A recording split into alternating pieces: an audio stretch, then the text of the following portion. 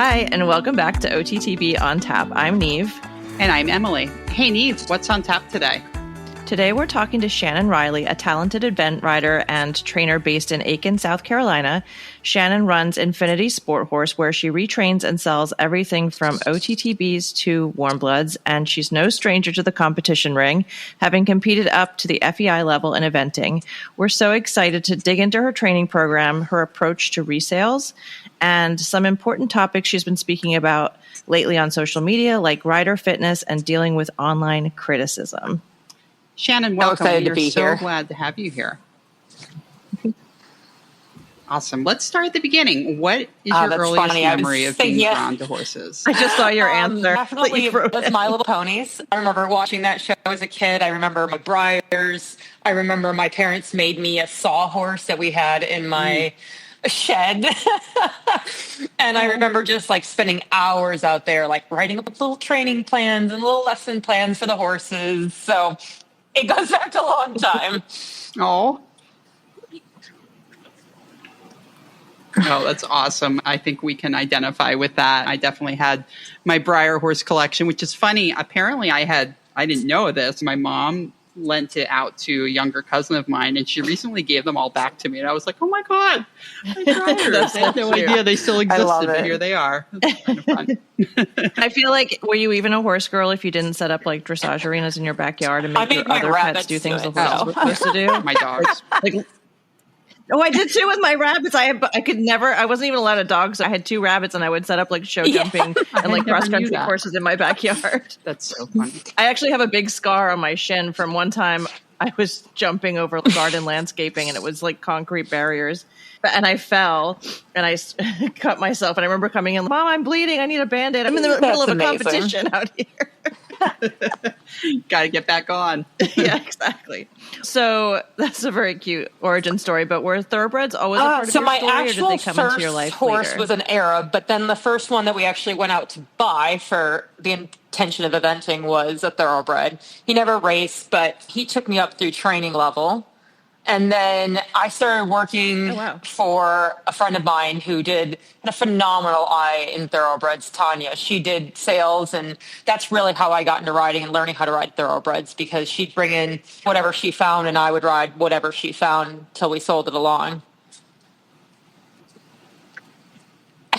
I don't want to age you, but did you ever ride? I did not ride in the long format time. I rode in a long format later on in my career. Okay, cool. Awesome. Very cool. So who were some of the people, trainers, mentors, or maybe even horses? So I rode with a phenomenal dressage rider when I was younger, Wendy Sanders. She was married to my eventing coach at the time, but she was phenomenal. I spent a lot of time lunging horses for her. I spent a lot of time grooming horses for her. I did not spend a lot of time riding horses for her at first. But I did learn the value of a good, solid dressage program. And obviously I lost some of that along the way because she had taught me so much. But she gave me the opportunity to ride her Grand Prix horse when she got hurt. Yeah, it was phenomenal. Wow. She taught me so much about riding and about what I valued in the horses, and like riding quality horses, and really running a program, what I wanted to do, even what I didn't want to do when I had my own program. Ken Dirks was a huge influence in my career up in Chicago area where I grew up. I rode with him, through my first preliminary, and on a horse that I got from them. I had a Trakehner mare that spent more time on her hind legs than just about anything else. But I did get through my first preliminary with her. So yeah, I think those were some of my very formative sort of coaches in riding. Yeah, sure. I'm like going back into your horse history. Your first horse was an Arab, and then you had this really spicy Trakehner mare. Yeah, I'm like, it went for a long time. I'm seeing a trend here. You've had a really accomplished career so far. Can you share with us a few of your competition highlights or milestones? This is actually an interesting question when I was reading through everything, because I would tell you that this is where the imposter syndrome starts for me, because I would tell you that I haven't had a standout thing that I've accomplished. I was like, I actually haven't done that much. I haven't really won a big event. I've had some good finishes. I've had some great horses, but I haven't won that thing that I felt made me worthy of being a professional, to hang out my own shingle, whatever you want to say. And I recognized it when I was like trying to write down what my accomplishments were, that I like need to be a little kinder to myself and what I have accomplished. I've brought probably 15, 20 horses to the preliminary level. I brought my last horse from 4-year-old to the 3-star young horse and finished in the top 5 at the 3-star level. Wow. He finished 6th at his first 2-star. It's funny, like one of my best competition memories, you were talking about the long format. I was actually winning the long format through the dressage, through the cross country, and my mare was owned by a client of mine, a very dear friend of mine. She was a Clyde cross mare who I tried to run intermediate before I did the long format and wasn't fit enough, wasn't totally understanding brushes. So we thought the long format would teach her a lot. It did. But through the cross country course or somewhere along the line, she banged her knee a little bit and wasn't 100% on Sunday. And I was devastated. But it was that first time where you're like, there's no option about jogging on Sunday. There's no thought about it. You're just like, because a lot of people talk about, it's the horsemanship. It's just, you don't even think about it at that moment in time. It's just the only answer for you is you take care of the horse. But it was that kind of, that's so close to a really good finish in something. She was a great show jumper. But yeah, that's still a key memory for me, is like that sort of a thing. I always joke that I haven't won a neck ribbon, and for the love of all things holy, I want to run a fucking neck ribbon. I want to do. You want to do your victory gallop with the neck ribbon? I did Virginia. And I wrote them a scathing review because I was like, I want a goddamn neck ribbon. And the next year, I didn't have an FEI horse, and what did I have? These gigantic neck ribbons. Gorgeous neck ribbons. Oh my God, that's so funny. It's interesting that you talk about one of the most important moments being a feeling of not defeat, but it's almost like what alpinists refer to as like summit fever, right? So you get to that place where you're literally 200 yards from the summit and you have to make that decision that you have to make. That is the only decision. And any other decision would be reckless, both for you and everybody around you. But I think the psychology of getting through that experience has got to be like transformational in terms of who you are as a horsewoman. Solidified having that client, Kate, in my barn for the rest of my career. She bred that mare. I'll get her baby. Yeah. I've had 2 other babies from her. Someone who's just endlessly been in my corner, probably because of that choice. Yeah. And can you speak a little bit more about the imposter syndrome? I was just going to ask that. Yeah, because we both deal with that in a great deal in both our people do. Yeah, in our professional lives and our lives with horses and things like that. And then something that you said actually reminded me of when we interviewed Ashley Steele Norris, who has ridden at top levels and had a bunch of really great horses, and she kept gingerly referring to herself as a professional, and professional was in air quotes the whole time. And finally at the end, I was like, you're a professional, own it. And I'm like, I pay you money to coach me. This is, I don't know.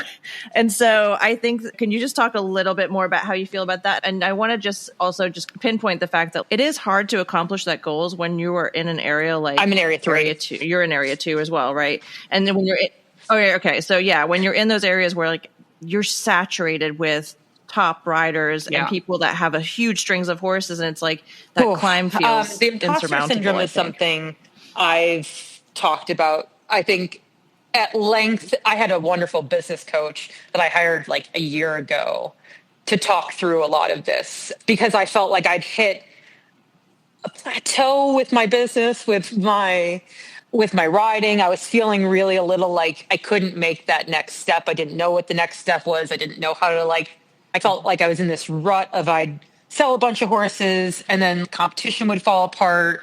And the bills feel like they're insurmountable. And I was like, I shouldn't be struggling, right? Numbers should be working better. So I finally talked to a coach about it, because I was like, I think I downplay my own abilities constantly, because I think we all do. We were taught at a young age to not be cocky or overly confident or whatever, because that comes off as conceited or whatever that is that a lot of us, I think, grew up with.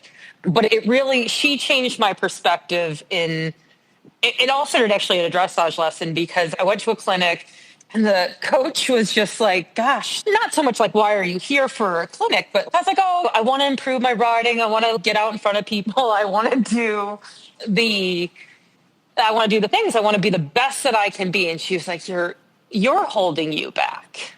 And it was profound for someone who met me for 40 minutes to hold me on my bullshit. Yeah. Yeah. You're like, that's real. That's a real statement. You're like, damn it. Because I was just like, am I holding myself back? Yeah. And I talked poorly about myself. I wasn't a professional. I sold some horses, but I wasn't all that good at it. And sure, like things have gone fine, but I wasn't a great rider. My husband's very quick to correct me on a lot of this. He's always, you are a good rider. You are a good trainer. And it is very important to have someone like that in your corner to help you get through a lot of those things. Because I think standing in the mirror telling yourself you're a good rider is hard. Standing in the mirror telling yourself you're a good trainer, that you're good at your job, those are hard things to tell yourself and believe over and over again. So I'm fortunate to have someone that believes that about me and tells me that on a regular basis. But I do think how we talk to ourselves has helped, how I talk to myself has helped me overcome some of the imposter syndrome. I'm one of the top sale barns in Aiken in eventing. I am regularly who people recommend for sales. All of those are extremely hard for me to say out loud. And they're like, oh, and then you're like, oh God, that's like a terrible feeling. And it shouldn't be. Yeah, I've worked really hard to feel like I can say those things about myself, to say that I feel like I'm a good rider, that I'm getting better at my show jumping. But it's so easy to put those like adjectives in front of them, saying getting better, or I'm one of, or I'm yes.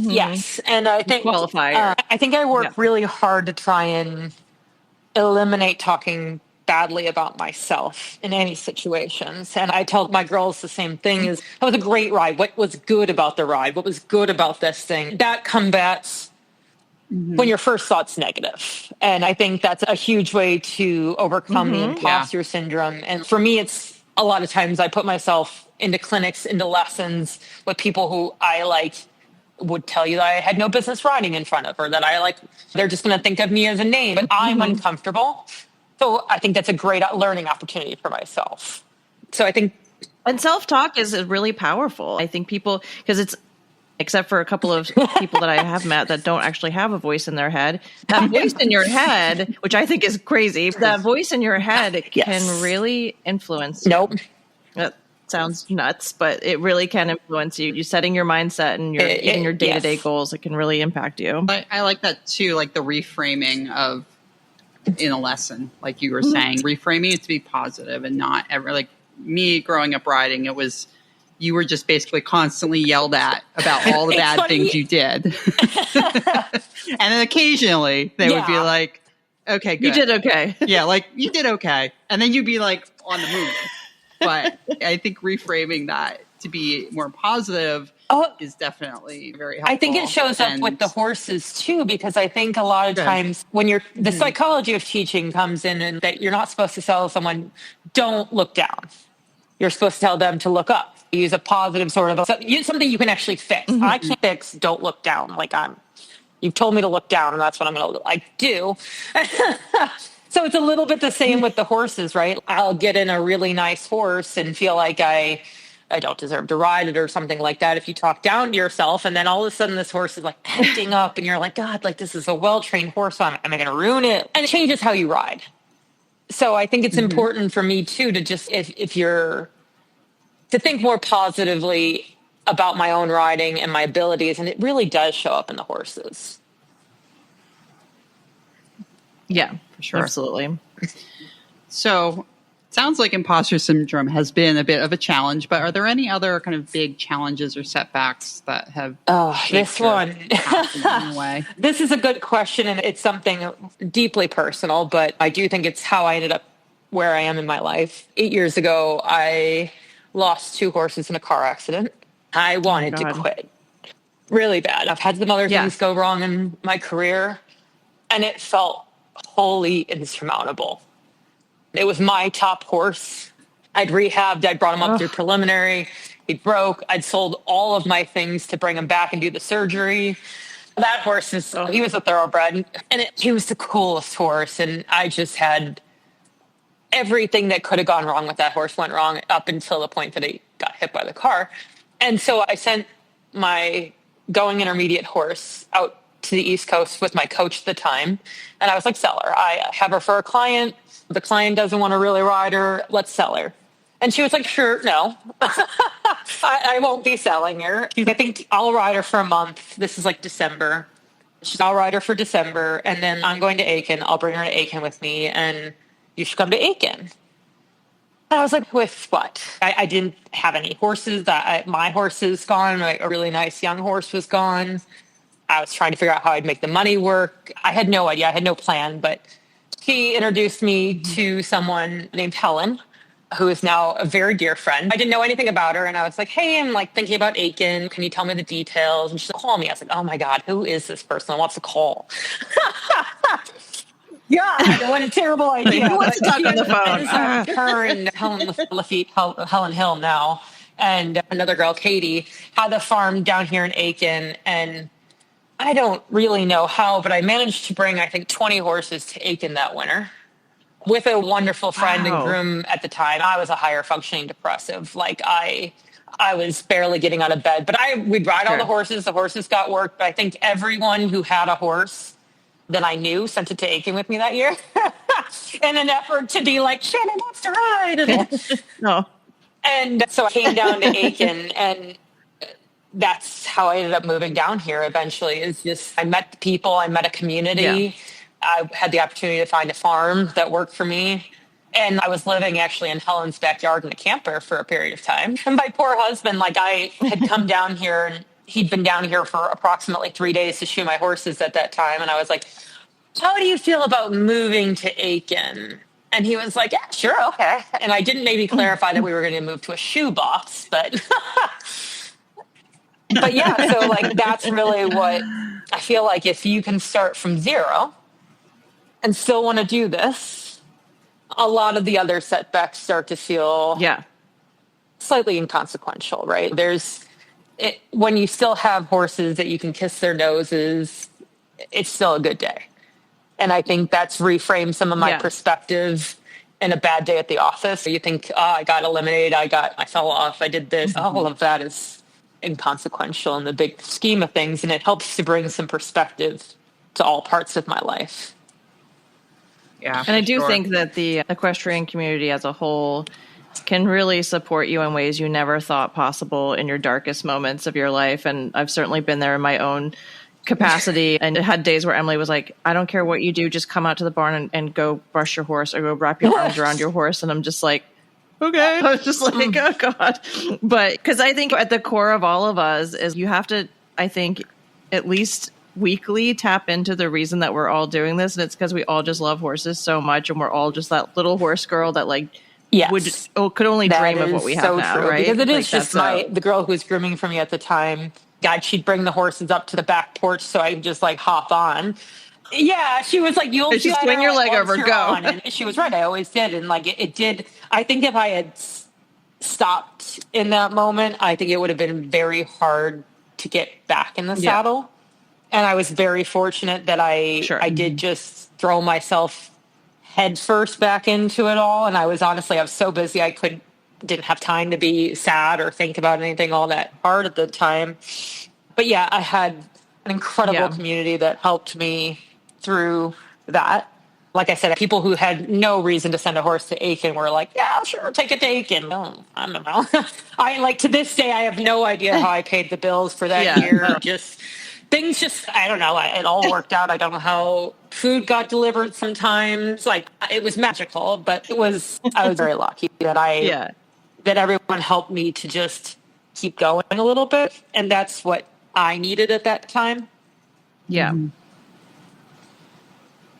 I hope that this story resonates with some of our listeners and that might be going through their own kind of hard time. And I really appreciate you sharing that story because I know it's not easy to share those kinds of stories, but we really try to keep it pretty real here on the podcast. And as much as we like to have fun and everything, I think humanizing some of the people that you look up to in the industry is really important. But I think it's important appreciate you sharing that with. Like you said, it makes it a little bit easier for other people to be like, I'm going through a little bit of a hard time. I've lost that heart horse. I've lost that top horse. It feels insurmountable at the time. Yeah. And you feel like you'll never Yeah. find another one. Sorry, my cat is doing gymnastics on my lap right now. Your cat really wants to say something. I know, it's really wanting to get involved. So you talked about the horse that you lost in the accident being the horse that you threw everything into. Was that a horse that kind of changed your trajectory as a rider? Maybe the one that kind of shifted your whole idea of being an upper level rider? He's a funny story sort of all the way through. So I got him because my mom worked at a tax store at the time. And this guy had come through to pick up something from them or whatever. And he had a horse in the back of the trailer. And he was like, yeah, you know anyone who wants a horse? And my mom's like, yeah, my daughter wants a horse. Like, and it was literally in the parking lot. Bought him out of the back of the trailer. We should ask so many more questions. We did not. Oh, my. We've been there. It's okay. That might be the best acquiring a horse story I might have ever heard. There was another one I bought from Illinois a few years later that they bought in the back of the strip club. So really, it gets better by the story. But yeah, so we bought this one, and I remember it like, and he was beautiful. He's black, all the things. He was just such a typey horse. And I was like, oh, he'll be an easy resale, right? So I go to get on him the first time. And I should have asked more questions. He was 4, he didn't race. He was in the back of some guy's truck. So then I go to get on him. I was in that horrible, you're halfway swinging your leg over when that sucker bolted so fast that I flipped off backwards immediately, if not sooner. You found out maybe why. I mean, he's sitting at mounting block why so he was for sale quietly. I'm banging on it. Yeah, sure. And then the moment I was halfway over, he was like, yeah, nope. Oh my God. The story sound familiar. No, we had one like that Niamh was holding when I went to get on it. He'd run 25 times and was a total gentleman. So well-mannered. You never would have guessed it. But he was huge. He was over 17 hands. And we had one of those crappy little 2-step mounting blocks because the 3-step mounting blocks were so expensive. A client comes out and she's, oh, would you get on him? I'm like, sure. He's so quiet. I hadn't been on him, and I wouldn't normally get on one. And it wasn't a VIP client. Yeah, we knew her and whatever. I get same thing. Halfway on. Niamh was holding them, did not let go. I did not let go. I somehow got in the saddle. I don't know how. Yeah, no, I was cocky. I didn't even, I was freeballing it. I just was gotta hop right on. No, I think at one point, Emily, once she finally got in the saddle, she looked over after I water skied halfway around the ring, and she goes, "You're still holding on." And I was True like, "You told me never right to there, let go." Really. Yeah. That's where all the training comes in the muscle memory. That's so funny. But yeah, so honestly, he did that his entire career. I mean, he was running preliminary, and I'd have to go to the back corner of a field, find a bucket. Oh, yeah. Mr. Law, one time at the Florida Horse Park, was like, if you don't make it in eventing, you really could take up vaulting.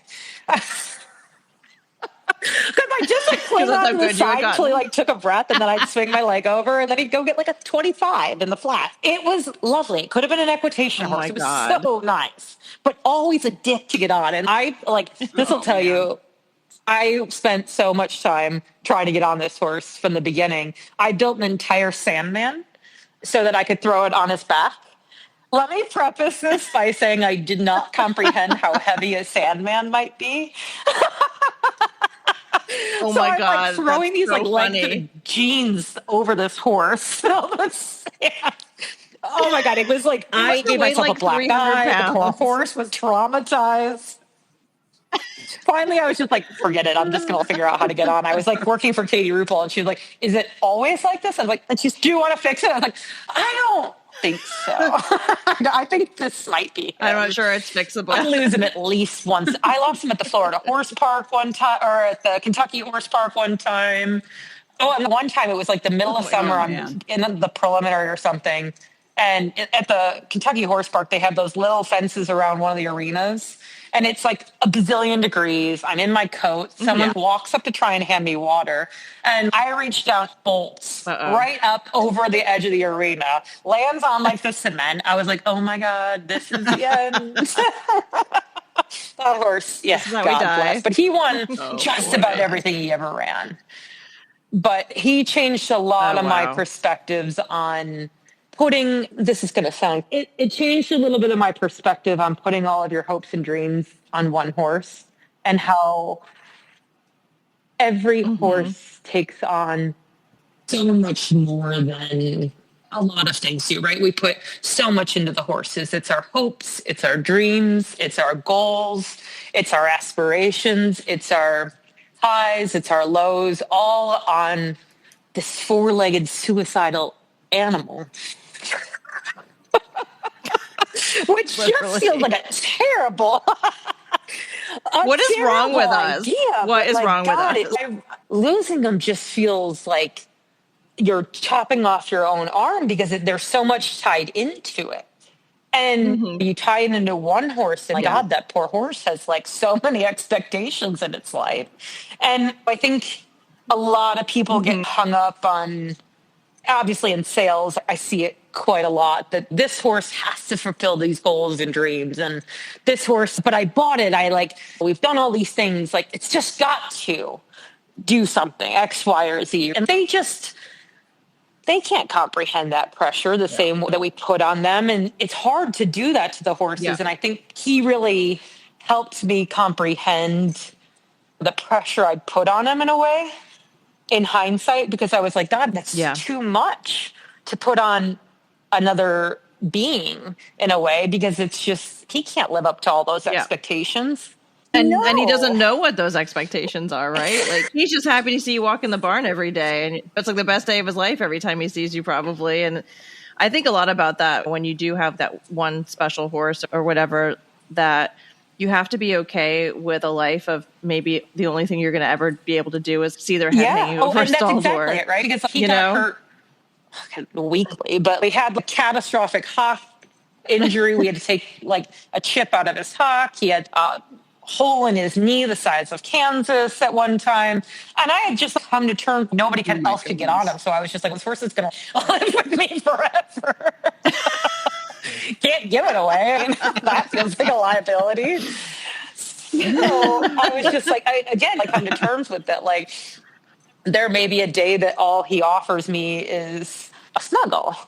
And that has to be okay with you in some ways. Yeah. And that it's okay that if he doesn't fulfill those other things that you put on them, because he doesn't know, can't comprehend what he's meant to do for me. Like, it's a weird pressure to put on the horses that we all do. Right. Yeah, for sure. Absolutely. And we always say they don't know. They're happy just going out in the field and eating grass. Yeah. Right? No. Like, right? They don't have hopes. I mean, maybe they do, but I don't think that.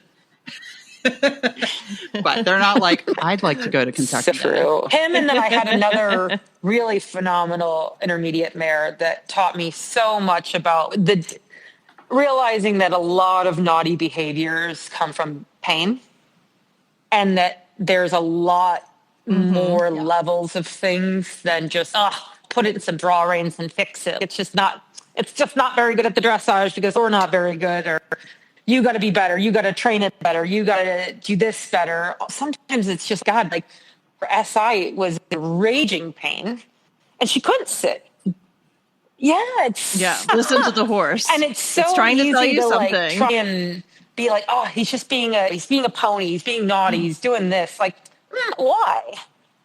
Why doesn't it want to do this work? Why is, in theory, if you do progressive work with a good trainer and a good program, things shouldn't suddenly get bad and violent and dissolve into a million pieces, right? They will like once or twice, but if every day things are going awry, you got to take a minute and be like, okay, so what's really going on here? What am I missing? Does my saddle fit?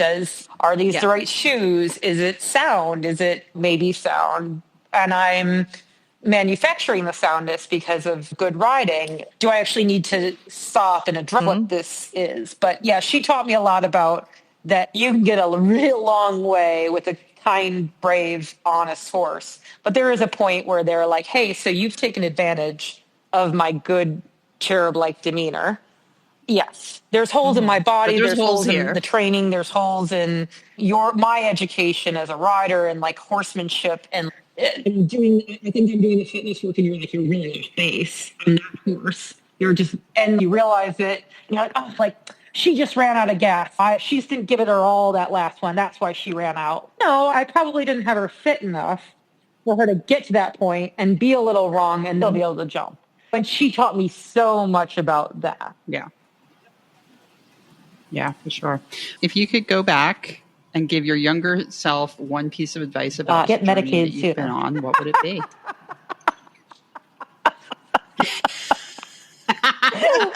Fair enough. I laugh, but like I started taking meds for ADHD and it has been literally life-changing. And, but like That's amazing. You blame a lot of your like dumb behavior, like on, that's just who I am. I'm forgetful. I'm this. And God, it would have saved me so many headaches if I had just talked to somebody when I was younger about how I felt about things and what I was struggling with. And somebody could have maybe helped me a lot sooner. And God, my life would have been a lot easier. Yeah. Yeah, no, it's interesting. Like, I've been someone who's been very vocal about mental health, and I've taken medication on and off since I was probably 20 years old, when I finally was like, oh, this isn't normal. What I'm dealing with on a daily basis is not, like, this would kill somebody else. And in the last year, or it was like the last couple of years, I finally had the money to go out and buy a trained horse for the first time in my entire life. And I was like, this is going to be so fun. I can't wait to do it. And I was so physically ill because my good anxiety, my anticipation anxiety, does the same thing to my body as my bad anxiety.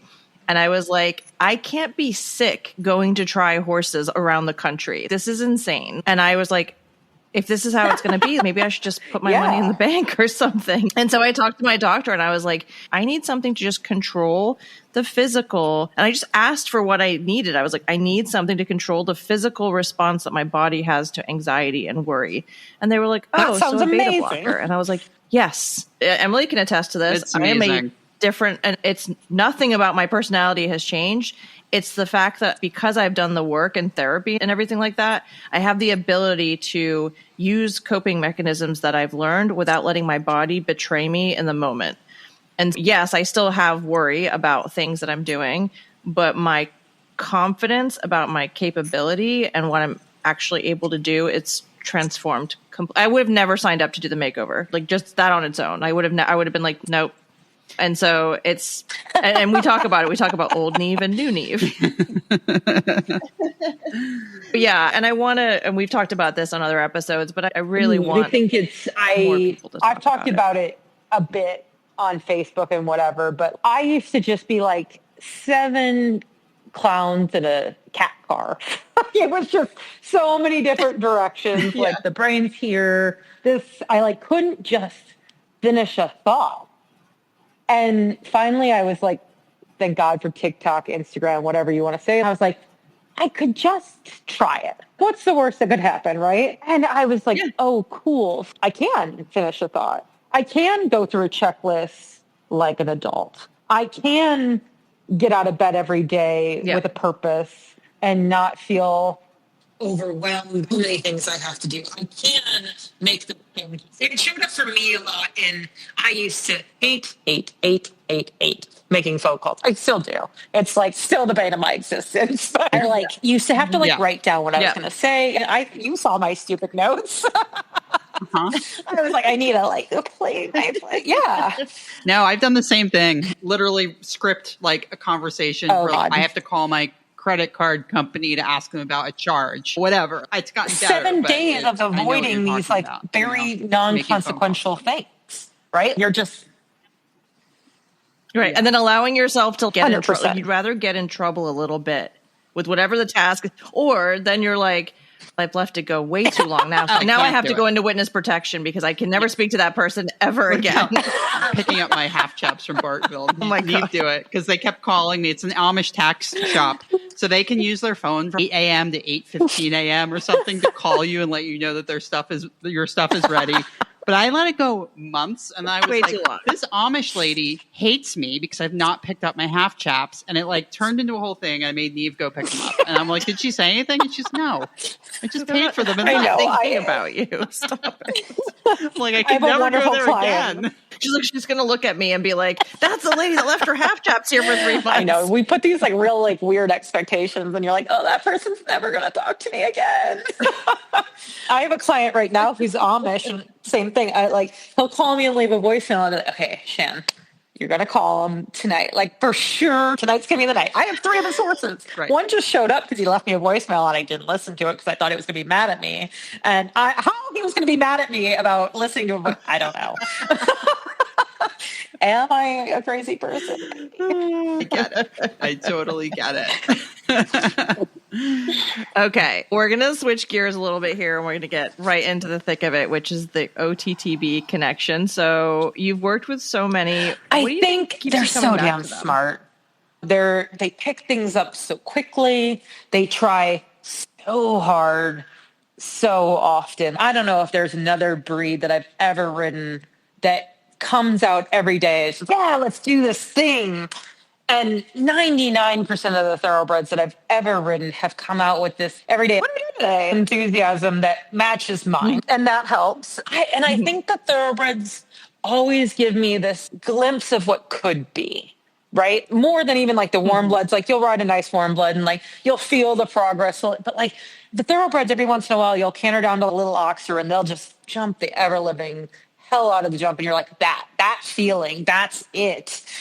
And like they give you that moment of excitement, you're like planning, you're thinking, and I so enjoy that moment with them where they get it and it clicks and they're like, yeah. And like I said, I love my warm bloods. I've had some really nice ones along the way, but they're very systematic in their development because like they've never had a hard change of direction like the thoroughbreds have, right? And so the thoroughbreds, like when they get it, they're like, oh, this is new. This is exciting. This is so cool. And you feel that moment that they get it. And that's, I think, why I really always enjoy the thoroughbreds. I have a sale horse right now that he's 8. He was a steeplechase. He won at Jeff Redmond's. And he just gives you this feeling of, God, I could feel this horse going preliminary. It's going to put the pieces together. Because like it hunts down to those flags like nothing. And yeah, that's what brings me back to the thoroughbreds. That's awesome. Do you remember the very first thoroughbred that you brought into your program? What stood out about that experience? The first real off-the-track thoroughbred I have, memory-wise. Yeah. You can fib a little if you want. I know. Honestly, no one's going to fact check this episode. Maybe some of the trolls on your Facebook. We'll get to that later. I think Jag was probably the first thoroughbred that I kept with any intention long term. And he's the one that like I brought up through preliminary. I got into thoroughbreds because I did a lot of reselling to try and find my next upper level horse when my Trakehner mare broke right before Young Riders.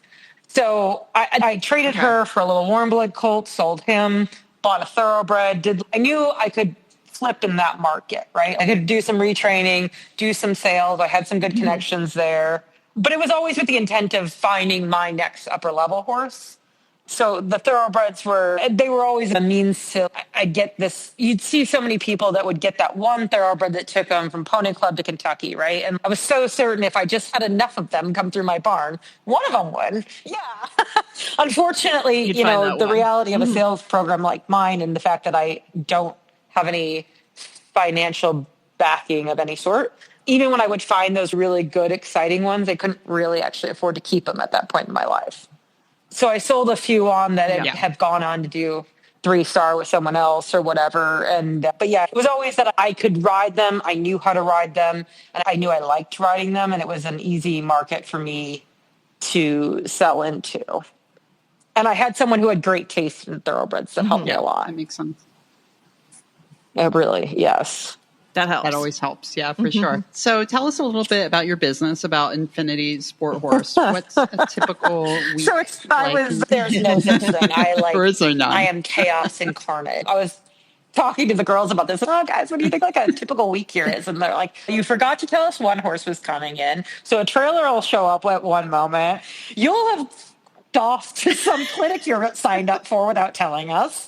3 people have come to try a horse that you forgot to tell us. It's I'm fortunate at the farm that I'm renting right now. I have a ton of great hacking and everything, so I can be here a lot more than I have in the past. And so it has been nice we're here a lot. We go cross-country schooling at the Vista a lot. I'm at Stableview a lot. I'm not sure there's like a typical week other than to say that I have too many horses on any given week. But yeah, that's a little bit, the week is a little bit chaos incarnate. Asking more of a specific question about the chaos. How do you juggle training, competing, and managing? So I really have business? Always wanted to ride first and foremost. That's always been something I have prioritized. I like teaching, but it doesn't bring me as much joy as the riding does.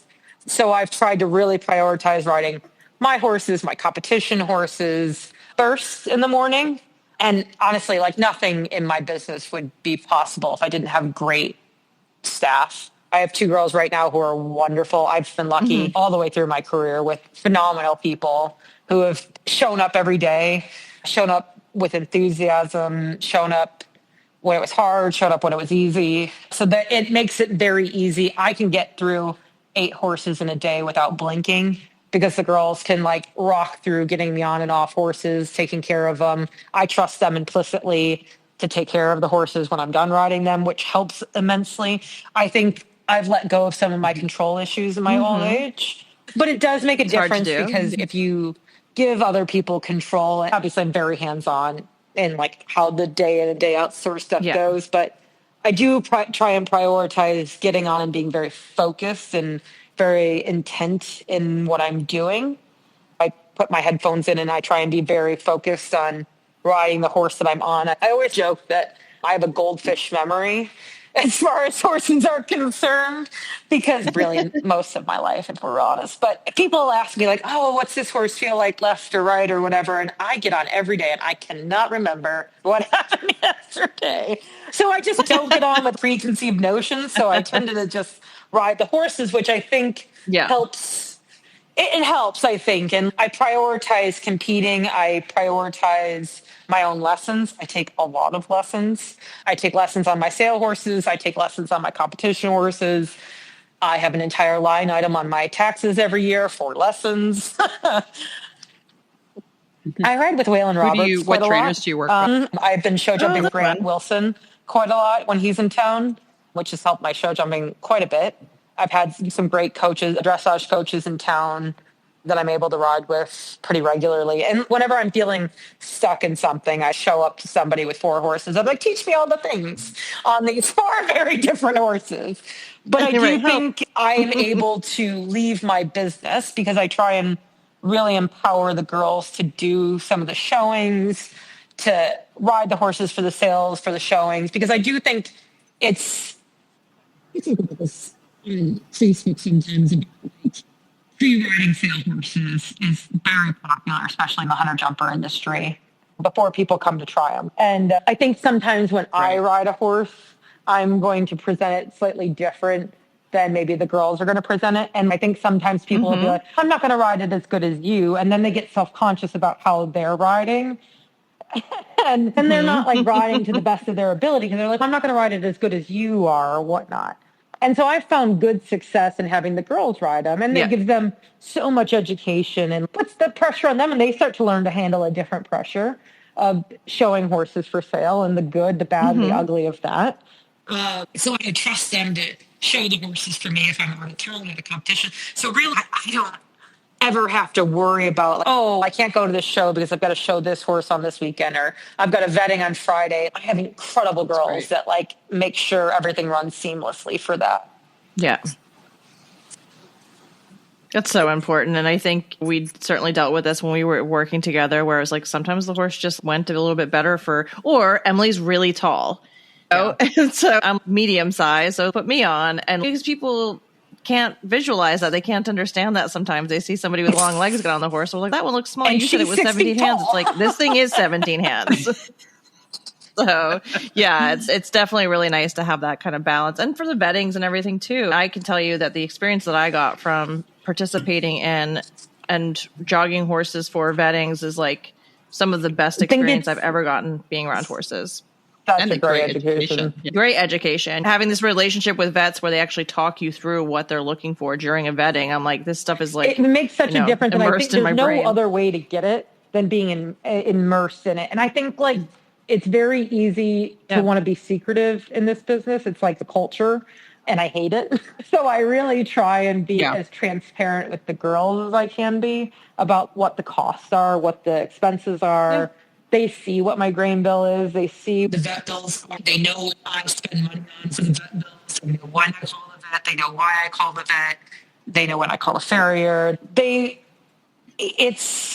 I really feel like when they leave my program, they do know whether they want to do this or not, because that's pretty clear what it really is. So I think when I got into it, I had no idea really what it all costs. I didn't really understand how much even like just a simple vet bill would be, right? Like that it just to call a vet out, it's $350 because you're not sure if it looks a little lame. And so you do start getting better at the lameness evaluations when you sit through 90 vettings in a year. But yeah, for sure. So in your business, when you're evaluating an off-track thoroughbred for resale, what are some of the kind of green flags, things that you look at? My husband was a farrier for a long time, so I'm kind of Nazi about feet. I think there's a lot of things you can fix with a good farrier, but feet are a tricky one. So I think I value good feet immensely in the off-the-track thoroughbreds. I know a lot of us like watch the jog videos on the track, and you can tell a little bit about a jog video. Mainly, I do think it's very important to learn how to judge soundness in a jog video. And I don't think that's a hard thing to learn unless you watch 9,200 fucking jog videos. Welcome to our life where even though we don't buy and sell anymore, we just send them to each other constantly. One day I played a game with like our Facebook group where I was like, I have 430 tabs open in Chrome. How many of those are Equa-based? I think it was like 70% of them or something, because that's how you learn, is by honing your eye and learning how to listen for soundness and not to look for sure. soundness. And I think I'm a like big proponent in breeding. I think that there's certain lines that I always look for that I've enjoyed working with. Do we ask her that question at some point, Emily? Oh, man. And it's funny. I know. Because we're nerds about it as well. But I know when I look at a breeding, I'm going to get slaughtered for this, but the storm cats get such a bad reputation. And I think it's so misplaced, but it does make them hard to resell. And so I do think people that love them. Some people love them. But I love them. And I've had some phenomenal ones. And I think if you can ride a good one, like you have a great one. But unfortunately, for me, I always go back to the commercial aspect of things. You have to. And so you have to. Oh, for sure. I think it depends on the 100%. Other aspects of the breeding too, right? If you have Stormcat coupled with other lines that are known to be difficult or temperamental or whatnot, then it compounds. But right, like when I looked up my breeding, I looked up my name on Equa-based the other day. There's one horse named Niamh with my spelling, and it was an English channel, and a Stormcat, and everybody was like, hard pass. And Emily's like a Sky Mesa and something else, and I was like, oh, Emily, that's hilarious. Nice, actually, I had really good breeding. Yeah, I think it's hard because I don't think. I think it's my generation, like kind of that 20 to 30-year-olds really understand and looked and cared about the breeding. And I think it's a missed education point. And I'm not sure how we fix it, but like, I love it. I love it. We're trying because I do think it's important because people will look at a pedigree and go, oh, Stormcat. There will be no other discussion. There will be no other conversation. Is it a Tale of the Cat or is it a Stormy Atlantic? Totally. We're talking about two totally different horses there. That conversation isn't being had as much because they're just like, oh, I've already ruled that horse out. Is it on the dam side or is it on the sire so much line? And so for me, like, but there's always that commercial ability of it. So I do think that I look for that. Yeah. I always look for the horse that you can see a good eye in a video, in a picture, and like you're absolutely so unhelpful, kitten. I like a horse that like they've got a soft eye, even in the jog video. And because I do think that in the chaos of the track, if they're just, this do be life, I find those are that's very telling about who they're going to be long term. And I'm a big proponent that you have to judge the walk, because the walk and the canter. I was just about to ask you, I was like, if you could ask to see either the walk or the trot to pick a horse, you'd pick the walk every day. Not over tracking the trot, and the canter is going to be garbage. I just... No, it's bought my RP horse basically off of a 5-second walk video. We saw the walk and I was like, oh, that he's going to have a really good canter. Emily cantered him for the first time today and was like, this canter. Because you can see, awesome you can see in the walk. Like if you get good at being able, and again, I have 70 horses go through my barn in a year. So I watch a lot of videos of myself riding, but you do start to see the correlation of the walk and the canter. You get to see, I can improve a trot. You can improve. It's a little bit like the same thing with the jump. A lot of times you can improve the front end. It's very hard to improve a bad hind end. So those are things that are important to me. Yeah, that makes sense. What do you think the difference is between a horse going to a confident amateur versus one suited for a pro? What are some of the characteristics for me, that you see as you're for the initial flat-footed walk? Like there are some that are just never going to have it. They're never going to take that deep breath, and they're never going to find zen, as I like to say, without a lot of guidance. And I think if, as a confident amateur, you're trying to find a horse for yourself, trying to fix a walk is hard. So I try to think that my good amateur types have take that deep breath. They take that flat-footed walk. And even if they like get a little excited at the canter or whatever, that can come with time. But I think if they're starting off in the walk and they're at 100 in the walk, they're very unlikely to be at 0 in the canter. Yeah. It's nice to know that you have sort of like a neutral or like a downshift or like a parking brake kind of setting where you can go, okay, if they get a bit frazzled, I can just drop the reins and let them walk off and let them go, and then we start over again. But if you can never drop the reins and get them back, then that's never going to work. This preconceived notion that you need that hot, spicy horse to go to the upper levels. And honestly, my 3-star horse went 3-star in a leather snaffle. I fell asleep in the start box. I don't think they have to be that fire-breathing dragon to be successful. But I do think they have to want to do the job. Yeah. And I always find that there's sometimes that difference between perfectly happy to do the job and would jump from any distance, from anywhere, with any variation of pointing towards the flags and want to float back into them. And I find that's an important trait for the professional sort of horses, is that they have to look through the flags, look through the question, really want to start to anticipate.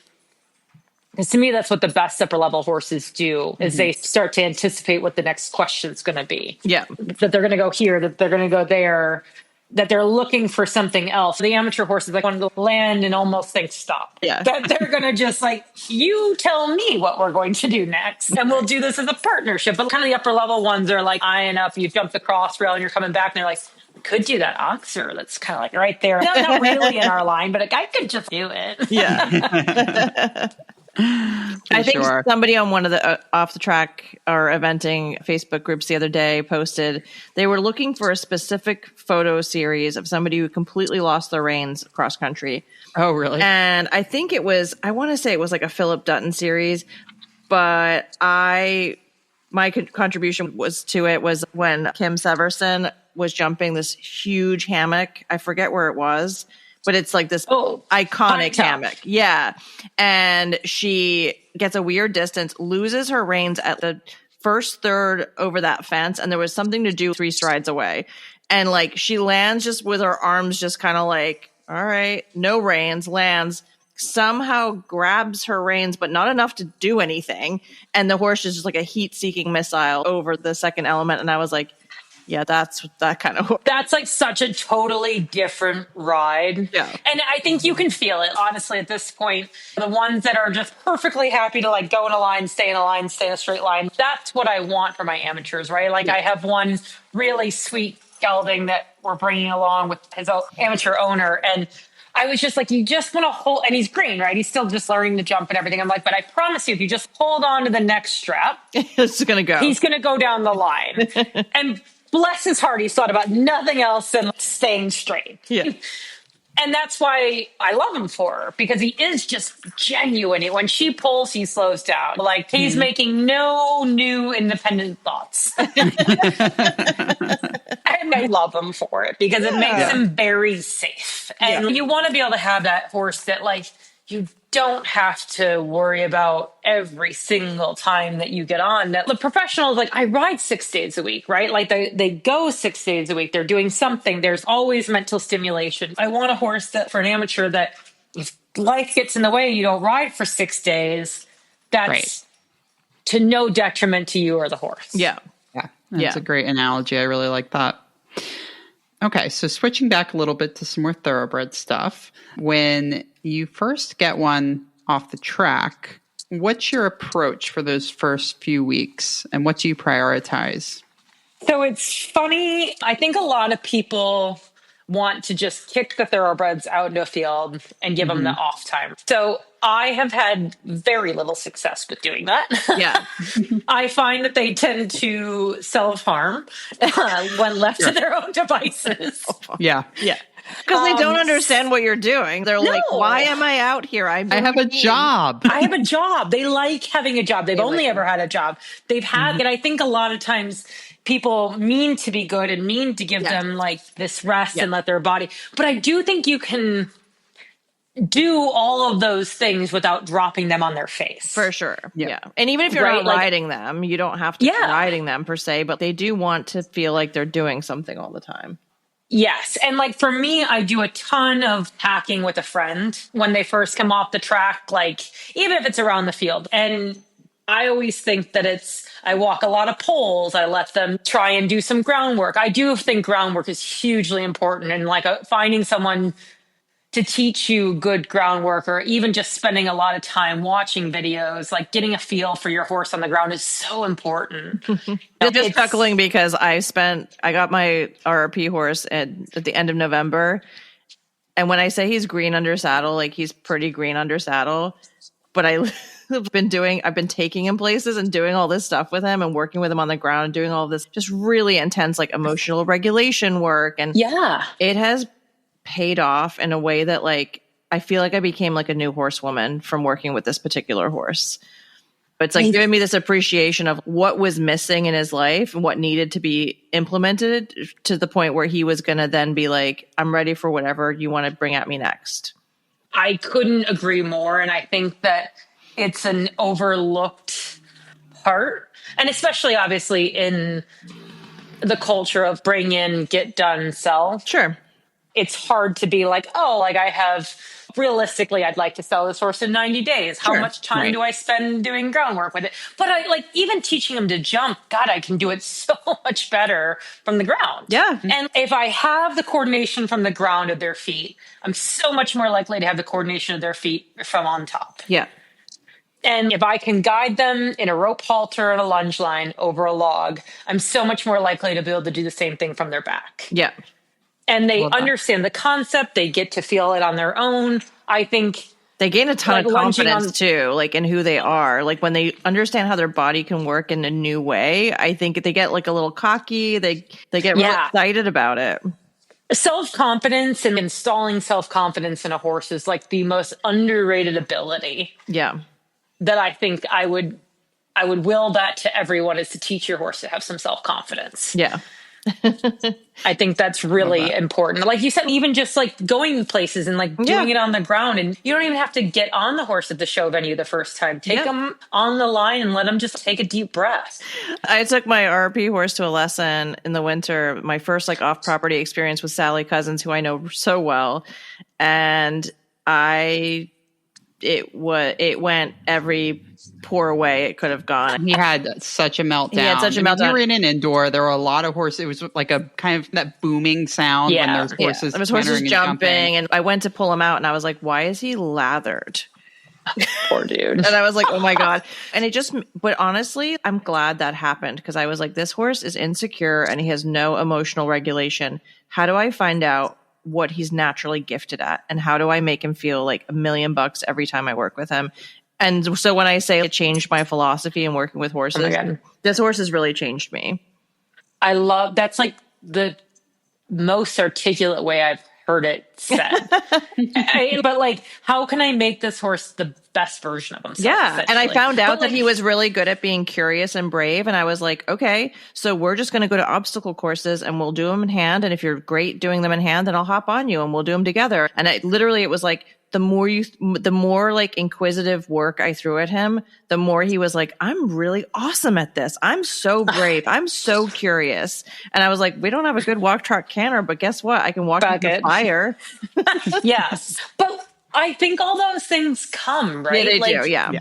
It's so much easier to work on the trot when you're like, I have the walk. Yeah. I have I have his belief in me. Yes. So, that's a big thing. Yeah. And so you can work the trot even from the ground. You can improve the trot and the canter of the ground if you have the curiosity, right? So, okay, maybe you don't do your trot work in the ring with that horse. Maybe you do a ton of your trot work like in the field, up and down a hill, and slowly bring it to the ring. I think so many people rush a dressage test, essentially. There's no need to, some horses do just naturally walk, trot, canter, go into a ring, and some good riders can make most donkeys do it, right? Yeah, truly. But it doesn't mean that that's the right move for every horse. I think like relaxation is the priority in the pyramid, and whether you get that from on top of them or from the ground, it's got to be the priority. I think there's going to be a whole new pyramid that comes out in the next couple of years where emotional regulation is like more of a real crucial component of horse training.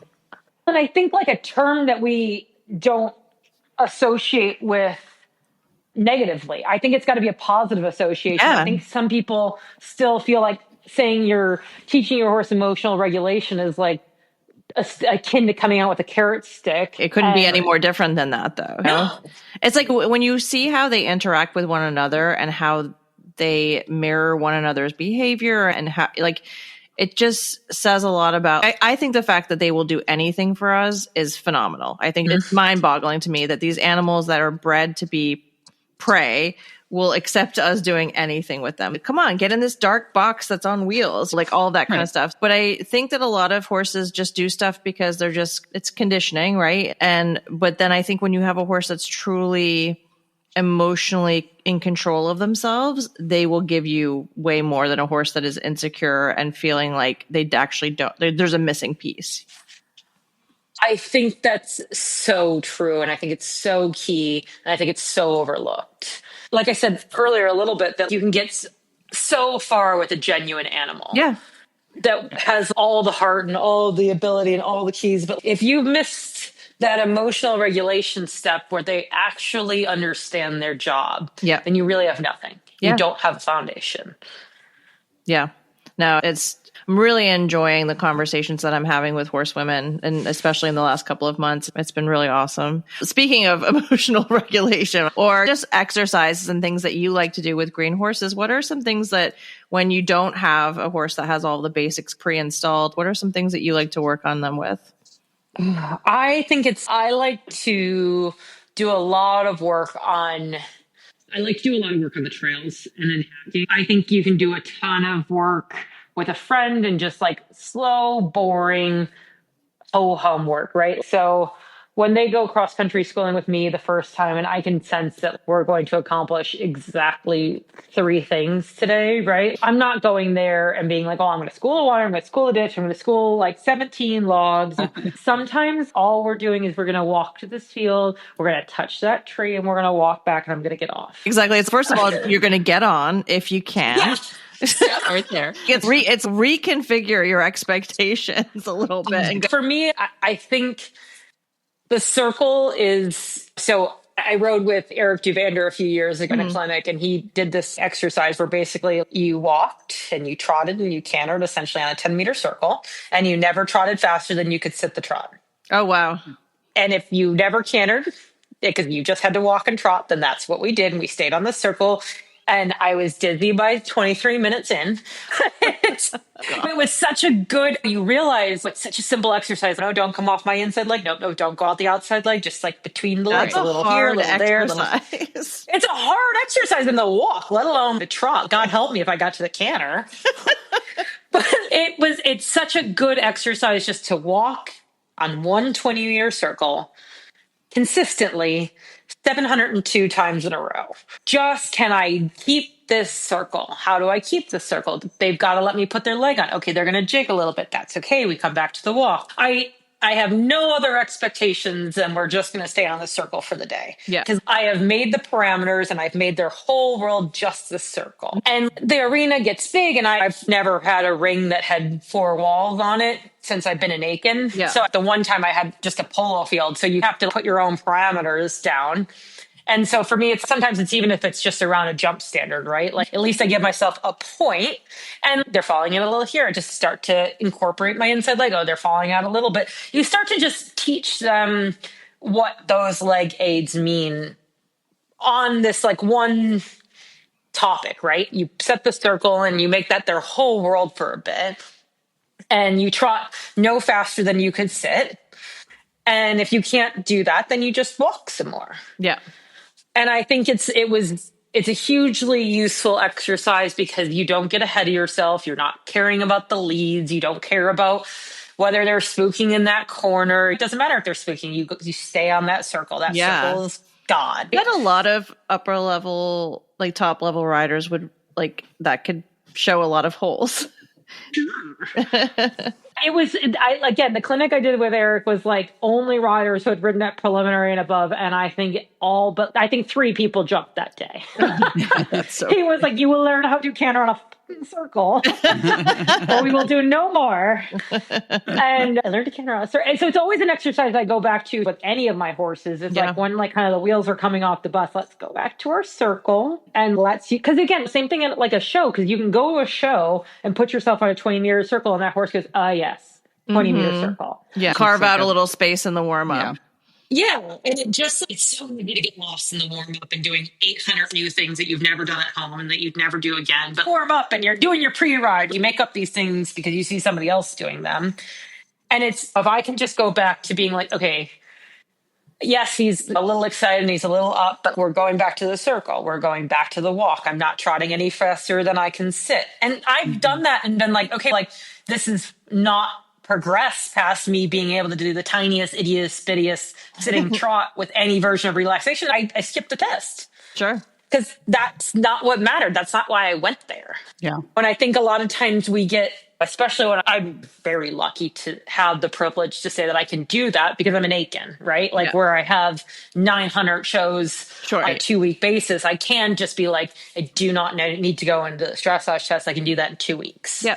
Yeah. But I think it's important to take the expectation away that if things go awry, that you have to still go in the arena and just make it happen. That's so unhelpful for a nervous, anxious, worried sort of horse. Yeah. Or a worried, anxious sort of rider that didn't, same. That the horse is behaving, but isn't quite ready to put the pressure on themselves or let the horse down. And we were talking about this in one of our Patreon episodes where you got to be okay with not getting your money's worth or walking away from a big name rider or just making a decision in the moment and saying, you know what, I did what I wanted to do for today. And I think we're going to come up better next time.